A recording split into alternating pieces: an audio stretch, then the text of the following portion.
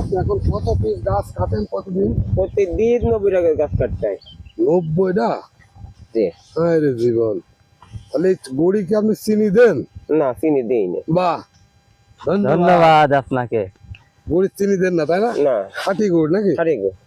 বাহ, এইটাই তো ব্যবসা, মানে এটা মানে খাঁটি গুড়াই, মানে দেশের মানুষ চায় যে আমরা চিনি মুক্ত গুড় খাবো।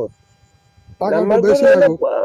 এই গুড়ে বেগেলি চলে যাওয়া ঢাকায়। আমার মানে ওই ইয়েতেও যায়। বাহ বাহ বাহ। ওই আমার ভাইয়ের ভাই আছে মালয়েশিয়ায়, সেও পাটালি নাই। যাই হোক, শোনেন, আপনি চিনি দেবেন না। আমাদের না। চুয়াডাঙ্গা জেলার এই খেজুরের গুড়ে বিখ্যাত সারা বাংলাদেশ, আপনি জানেন? হ্যাঁ, এই আমাদের বাংলাদেশে যে খেজুরের গুড় হয়, এত গুড় কোন জায়গায় হয় না। কোনো গুড় হয় না, কিন্তু আমাদের এই বাংলাদেশের 1 নম্বর চুয়াডাঙ্গা জেলা। জি। যাক, আপনার মতামত দেওয়ার জন্য অসংখ্য ধন্যবাদ। এই ভিডিও